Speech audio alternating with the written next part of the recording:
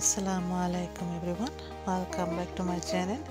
আশা করি আপনারা সবাই ভালো আছেন। আলহামদুলিল্লাহ আমি আমার ফ্যামিলি নিয়ে ভালো আছি।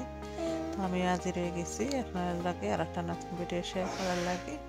তো আজকে কিছু শেয়ার করলাম, লগে থেকে পুরো ভিডিওটি দেখো আর লাইক শেয়ার সাবস্ক্রাইব করবা।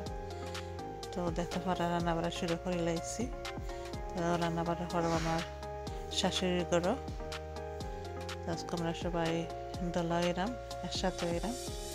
তো রান্না বাড়াটা শুরু করে লাগছি। তো আজকে রান্না করার যে প্রথমে ডালটা দেখা, আর এদিকে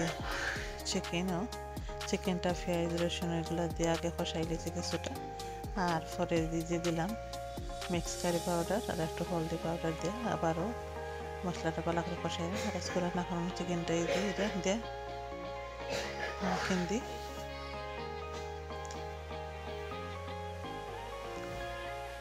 পাম্পকিন আর চিকেন, ডাল, আর সাথে আছে এই যে মাংস, পেরি মাংস আলু দিয়ে আর চিংড়ি মাছ দিয়া দেড়িশ ভাজি। তো ডালটা আমার রয়ে গেছে, চিকেনটাও দিলাইলাম, মশলা আর সবজিটাও দিলাইলাম, এই যে নাড়া চাইরা কষাইলাম। আর এখন একটু পানি দিলাইলাম যাতে পাম্পকিন আর চিকেনটা ভালো করে সিদ্ধ হয়। এত পানি দিতাম না, এই যে গায়ে গায়ে পানি দিছি। ওদিকে চিংড়ি মাছ কাটাও ভিন্ডি ভাজির লাগে, ভিন্ডি ভাজি করবার লাগে। এই ভিন্ডি ভাজি দেওয়া হয়েছে রসুন, কাঁচামরিচ, পেঁয়াজ, তেল, হলুদ আর লবণ।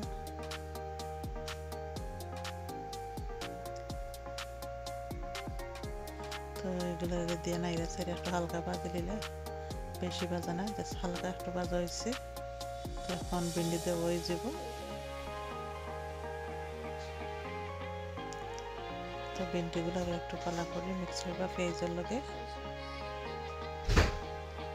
আর উপরে দেওয়া হয়ে যাব যে চিংড়ি মাছ আর একটু কাঁচা রসুন। চিংড়ি মাছটা দেওয়া হয়ে গেছে, রসুনটা দেওয়া হইল।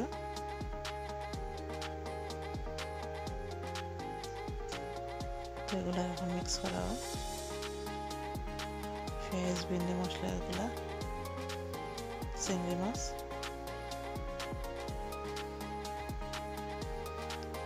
খুব সুন্দর আর খুব মজা এগুলা, পরে কাঁচা কাঁচা লাগান থাকে, রংটা খুব সুন্দর থাকে। তো এদিকে আমি মাংসের ভাজি দিলাম মশলা, মিক্স কারি পাউডার দিলাম, আর 2 টিস্পুন কেটা দিলাম পাপরিকা। আর কিছু দিছি না। মাংস যে সময় রান্না বসাই এই সময় আস্তা গরম মশলা আর পেঁয়াজ আদা রসুন দিলাইছিলাম, আর সাথে দিছিলাম ধনিয়া, জিরা আর গরম মশলা পাউডার আর হলদি পাউডার একটু, আর এখন দিলাম মিক্স কারি পাউডার আর পাপরিকা। তো মশলাটা দিয়ে ভালো করে নাড়াচাড়া করে কষাই দিলাম মাংসটা। তো মাংসটা আলু দিয়ে রান্না করলাম, আলুটাও দিলাইলাম, দিয়ে এখন ভালো করে মিক্স করে লাইম। তো হালকা একটু কষা লাগিয়ে দিছি। আর এদিকে দেখতে পারা ভিন্ডিটা কত সুন্দর হইল, পিছলা পিছলা।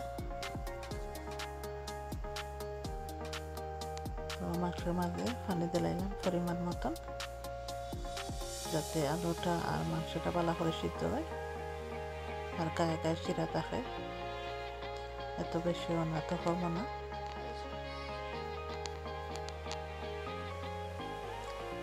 আমার রান্নাটা প্রায় শেষের দিকে।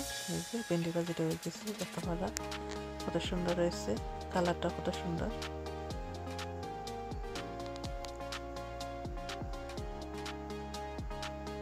চিকেনটা কত সুন্দর হয়েছে, খাইতেও খুব মজা। ডালটা আমার খাওয়া দাওয়া শুরু হয়ে গেছে, রাতের খাবারেরা। তো লগে থেকে পুরো ভিডিওটি দেখার লাগে ধন্যবাদ। আর প্লিজ লাইক শেয়ার সাবস্ক্রাইব করতে বলবা না। ভালো থাকবা, আল্লাহ হাফেজ।